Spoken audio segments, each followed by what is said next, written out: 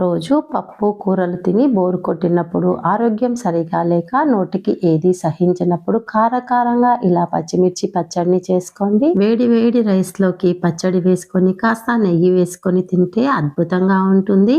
ఒక స్పూన్ ధనియాలు, half spoon జీలకర్ర, కొద్దిగా మెంతులు వేసి వేయించి పక్కన పెట్టుకోవాలి. ఒక స్పూన్ ఆయిల్లో పచ్చిమిర్చిని, ఉల్లిపాయలను, కొద్దిగా కరివేపాకు, చింతపండును వేసి మూత పెట్టి మగ్గనివ్వాలి.